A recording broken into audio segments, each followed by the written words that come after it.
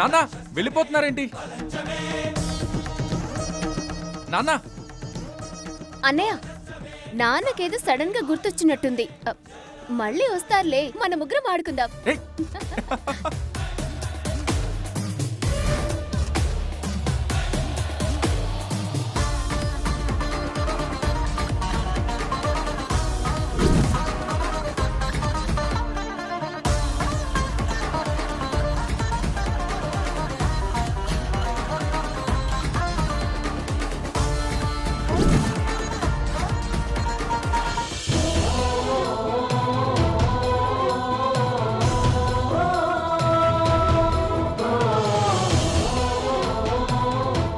దేవుడా, ఈ అమ్మ ఒకే ఒక కోరిక, నా పిల్లలు ఎక్కడున్నారో తెలుసుకోవడం, నా పిల్లల్ని అక్కున చేర్చుకోవడం. ఆ ఒక్క కోరిక కూడా తీర్చలేవా స్వామి? ఈ తల్లిని ఏడ్పిస్తే నీకేం వస్తుంది స్వామి?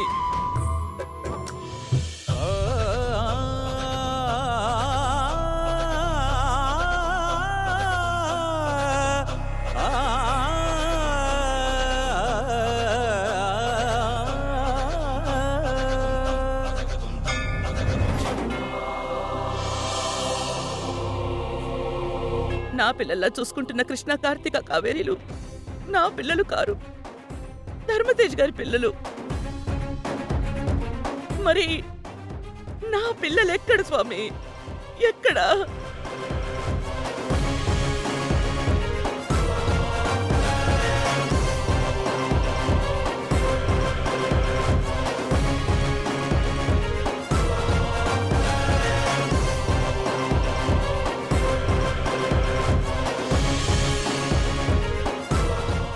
వాళ్ళెక్కడున్నారు?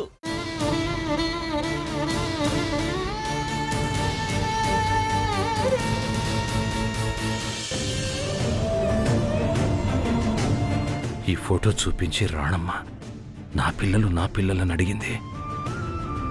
ఆ పిల్లల్ని నేను నదిలో కాపాడి ఒడ్డుకు తీసుకొచ్చాను. వాళ్ళే ఈ పిల్లలు. ఈ విషయం రాణమ్మకి చెప్పాలి. రాణమ్మా, రాణమ్మా ఎక్కడికి వెళ్ళినట్టుంది, ఫోన్ చేద్దాం.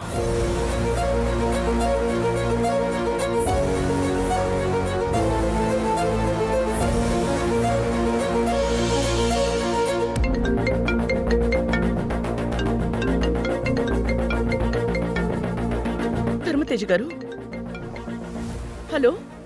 రాణమ్మా, నువ్వెక్కడున్నావు? ఇంట్లో లేవా? నేను బయటకు వచ్చాను ధర్మతేజ్ గారు, చెప్పండి. సరే, నేనెందుకు ఫోన్ చేశానంటే నాకు పిల్లల గురించి గుర్తొచ్చింది రాణమ్మా. అవును, స్విమ్మింగ్ పూల్లో మన కృష్ణ, కార్తీక, కావేరీలతో ఆడుకుంటున్నాను. నాకు సడన్ గా ఆ పిల్లలు గుర్తుకొచ్చారు రాణమ్మా.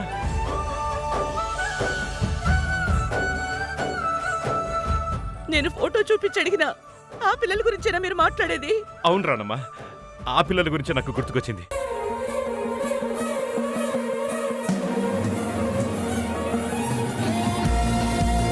నేను ఒకసారి నదిలో మునిగినప్పుడు 3 పిల్లలు నా కాళ్ళకి తగిలితే అలాగే వాళ్ళని నా చేతులతో పైకి తీసుకొచ్చాను.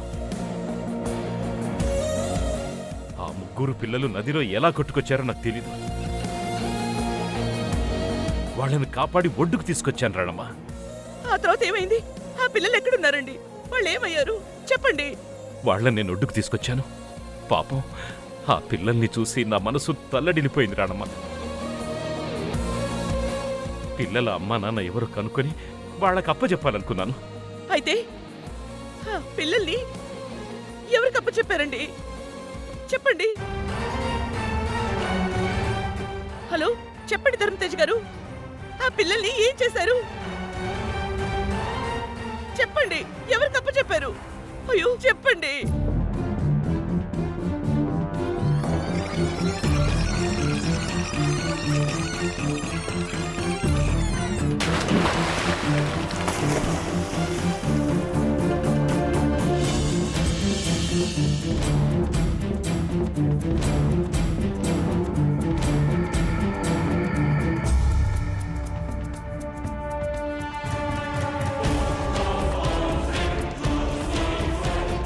ధర్మతేజ్ గారు, ధర్మతేజ్ గారు, ఆ తర్వాత ఏం జరిగిందో నాకు అస్సలు గుర్తుకు రావట్లేదు.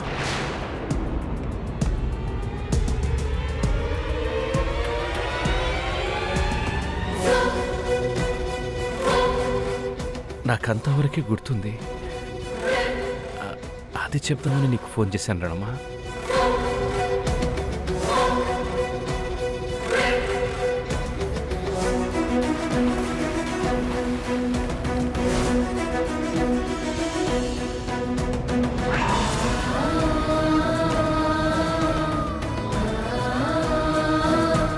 ధర్మతేజ్ గారు. రాణమ్మా. సరే ధర్మతేజ్ గారు, మీరేం కంగారు పడకండి, నేను ఇప్పుడే ఇంటికి వచ్చేస్తున్నాను. అలాగే.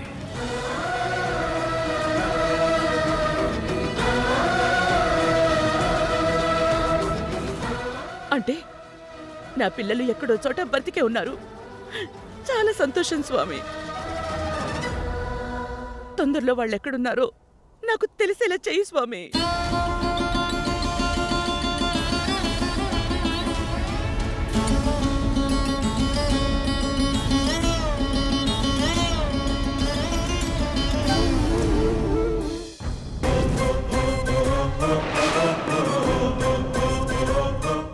నీకు పుట్టిన వాళ్ళ గురించి నీకు తెలియనివ్వను.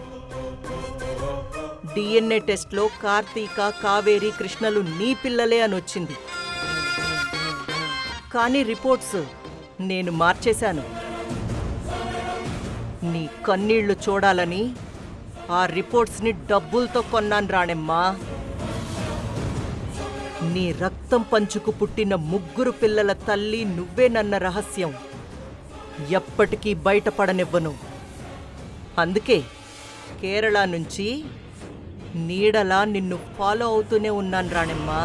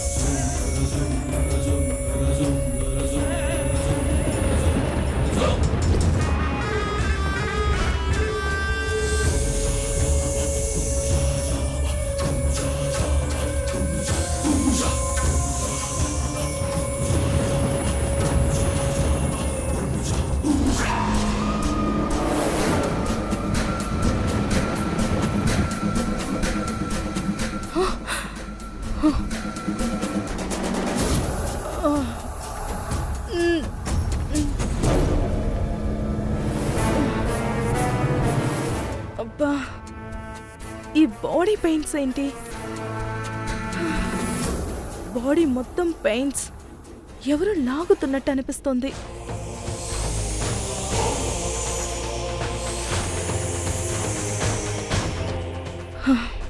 Something wrong. ఏమైంది నాకు?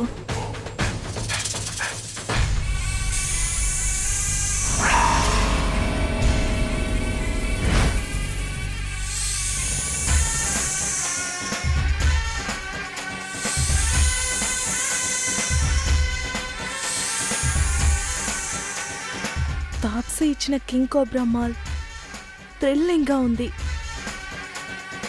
ఒక ఇంజెక్షన్ ఇంటికి తీసుకొని వచ్చుంటే ఇప్పుడు ఎంజాయ్ చేసేదాన్ని.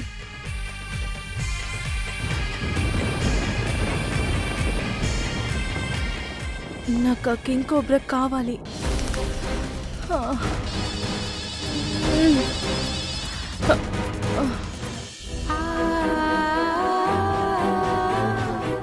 కృష్ణ, కార్తీక, కావేరీలు నా పిల్లలు కారు అని డిఎన్ఏ రిపోర్ట్ వచ్చింది. కానీ నా మనసు మాత్రం వాళ్ళు నా పిల్లలే అని చెప్తోంది. వాళ్ళ ఫోటో ధర్మతేజ గారి ఇంట్లో ఎందుకుంది? మరి ఆ బట్టలు ఎవరివి?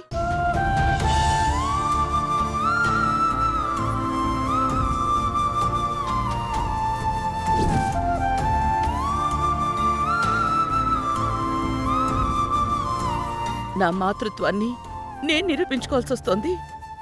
స్వామి, నువ్వు ఒక అమ్మ బిడ్డవే, నాకెందుకు ఇంత పరీక్ష పెడుతున్నావు?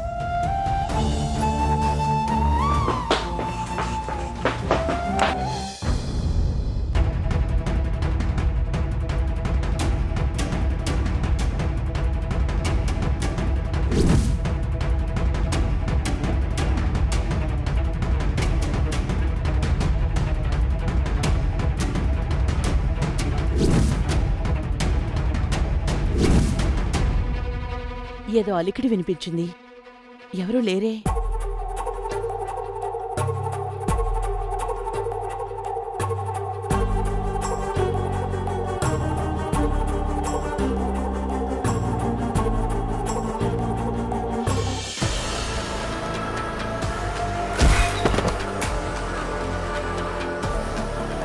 ఒక్కసారి ఈ సూట్ కేసు, బట్టలు, ఈ ఫోటో చూడండి.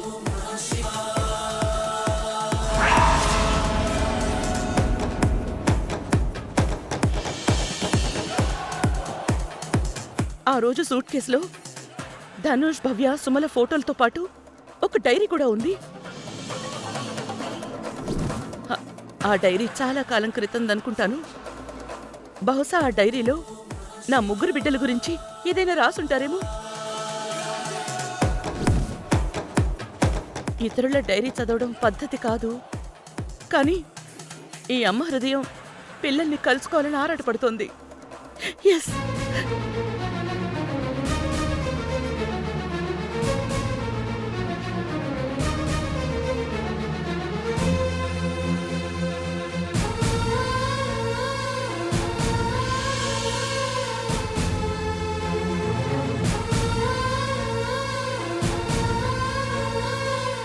మరొకరి డైరీ చదవడం తప్పు అని తెలిసినా నా పిల్లల ఆచూకీ కోసం తప్పడం లేదు. నన్ను క్షమించండి ధర్మతేజ గారు.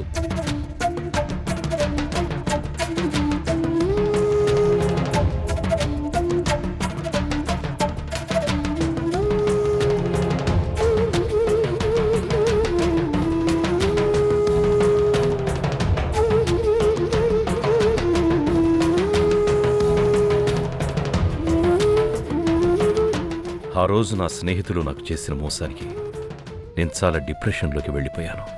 చాలా బాధపడ్డాను. భవిష్యత్తు మీద ఆశ కోల్పోయాను. బతకడం భారంగా అనిపించింది. కానీ న్యాయం కోసం కోర్టుకెక్కాను. అప్పుడు నా చేతిలో డబ్బు లేదు, అధికారం లేదు, పలుకుబడి లేదు. నా బంధువులు, బలగం ఎవ్వరూ నాకు తోడుగా లేరు. ఒంటరి వాణ్ణయ్యాను. కోర్టులో గెలుస్తానో లేదో కూడా తెలియదు. కానీ దేవుడి మీద నమ్మకంతో నాది అన్నది నాకు ఖచ్చితంగా దక్కాలి అనుకున్నాను. ఆ రోజు అంతర్వేది తీర్థం ఎంతో ప్రసిద్ధమైనది. అడక్కపోయిన వరాలిచ్చే ఆ లక్ష్మీ నరసింహుడికి దండం పెట్టుకున్నాను. నాకు జరిగిన మోసానికి అన్యాయానికి న్యాయం చేయమని దేవుణ్ణి కోరుకున్నాను. వెళ్ళి నదిలో స్నానం చేస్తుండగా అప్పుడే ఎవరో ఏంటో తెలియని పిల్లలు పిల్లలు ఇంకా మాటలు రాని 3 పిల్లలు, సరిగ్గా ఊహ కూడా తెలియని పసివాళ్ళు నీళ్లల్లోంచి నా అక్కును చేరారు. అయ్యో, ఆ 3 నా పిల్లలే, వాళ్ళు నా పిల్లలే.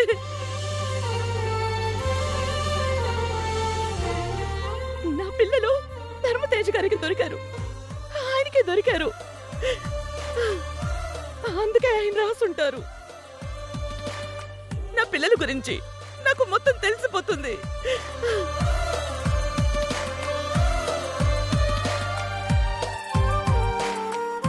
అందులో ఒక బిడ్డకి నాలుక కింద కణతి వల్ల మాట కూడా సరిగ్గా రావడం లేదు. ఇంకో 2 పిల్లలు మాట్లాడకూడా రాని పసిపిల్లలు. దొరికిన ఆ 3 పిల్లలు ఎవరో ఎక్కడి నుంచొచ్చారో అని చుట్టుపక్కల వాళ్ళని ఆరా తీశాను. కానీ ఆ 3 గురించి ఏ ఆచూకీ నాకు దొరకలేదు. ఈ పిల్లల్ని ఎక్కడ వదిలిపెట్టాలి, ఎవరి దగ్గర వదిలిపెట్టాలి అని దిక్కుతోచని స్థితిలో నాకొక ఐడియా వచ్చింది. నా పిల్లల్ని ఎక్కడో వదిలిపెట్టారు. నా పిల్లల్ని నేను కనుక్కుంటాను. నా పిల్లల ఆచూకీ ఇప్పుడు నాకు తెలుస్తుంది. వాళ్ళ 3 పోలీస్ స్టేషన్కి తీసుకెళ్ళి ఈ పిల్లలు తప్పిపోయారని చెప్పాను.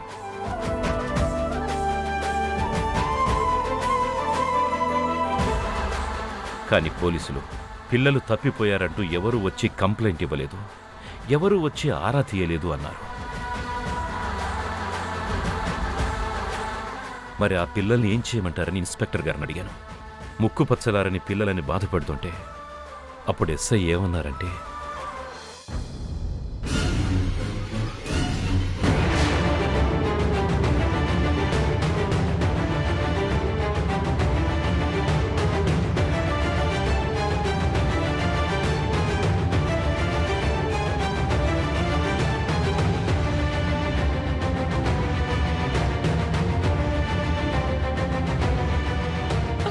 మిగతా పేజీలు ఏమయ్యాయి? 6వ పేజీ తర్వాత 30వ పేజీ ఉంది. అంటే మధ్యలో ఉన్న పేజీలన్నీ మిస్ అయిపోయాయి. అయ్యో అయ్యో, ఎక్కడికి మిస్ అయిపోయాయి? ఎలా మిస్ అయ్యాయి? ఆ పేజీలో ఖచ్చితంగా నా పిల్లల్ని ఎక్కడ వదిలిపెట్టారో రాసుంటారు. అయ్యో, ఇప్పుడేం చేయాలి? అంటే పోలీస్ స్టేషన్లో ఎస్ఐ ఏం చెప్పుంటారు? ధర్మతేజ గారిని తీసుకోమని చెప్పుంటారా? అప్పుడు ధర్మతేజ గారికి ఫ్యామిలీ ఉండుంటారు కదా. ఇప్పుడు నా పిల్లలు ఏమై ఉంటారు?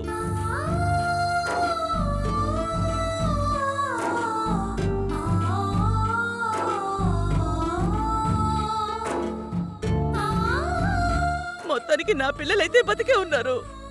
దేవుడా, నేనేదైతే ఊహించానో నా పిల్లలు ఎక్కడో చోట బతికే ఉన్నారు. నా పిల్లలు బ్రతికే ఉన్నారు. భగవంతుడా, నా పిల్లల ఆచూకీ నాకు తొందరగా తెలియాలి. అవును, ఈ పేజీలు ఏమయ్యాయి?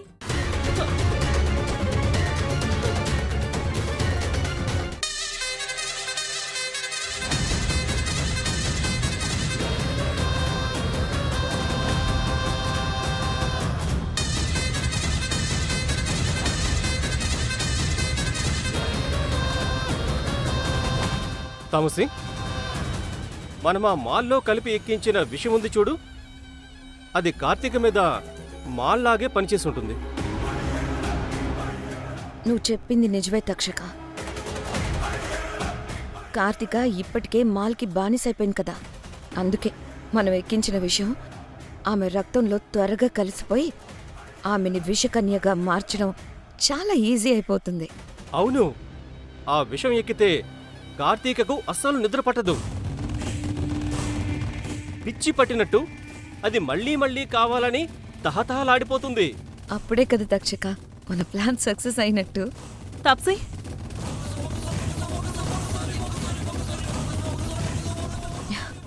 విషకన్య ప్లాన్ సక్సెస్ అయింది. చూడు, కార్తీక్ వచ్చింది. తామసి, నీ మీద ఎలాంటి అనుమానం రాకుండా చూసుకో. తాప్సీ, తాప్సీ, ఆ, తాప్సీ. కార్తీక, నువ్వా? ఏంటి ఈ టైంలో వచ్చావేంటి? అసలేమైంది? సరే కూర్చో. తాప్సీ, నాకు మాల్ కావాలి. ఒళ్ళంతా ఒకలా అయిపోతుంది. మాల్ కోసం బాడీలో నరాలు జివ్వమని లాగేస్తున్నాయి. నాకు అసలు నిద్ర పట్టడం లేదు Taapsee. Cool please. Cool cool. ఈ టైంలో నువ్వు ఇక్కడికి రావడం మీ వాళ్ళెవరూ చూడలేదు కదా? సడన్ గా ఇక్కడికి ఇలా వస్తే వాళ్ళకి అనుమానం వస్తుంది కదా? ఎవరు చూసుండరు. అనుమానం రాకుండా అన్ని గళ్ళు పెట్టే వచ్చాను. మత్తులో బయటకొచ్చి కార్లో వచ్చేసాను తాప్సీ. తాప్సీ, నాకు ఆ ఇంజెక్షన్ కావాలి ప్లీజ్. కార్తిక, సడన్ గా నువ్వు ఇలా నా ఇంటికొస్తే మీ వాళ్ళకి నా మీద అనుమానం వస్తుంది కదా. కొంచెం నువ్వు జాగ్రత్తగా ఉండాలి కదా. తాప్సీ, నా ప్రాణాలు పోయినా సరే నీ పేరు మాత్రం చెప్పను. ముందు నాకు ఆ ఇంజెక్షన్ ఇచ్చేయి. సరే సరే కూల్, నేను ఇప్పుడే తీసుకొస్తాను.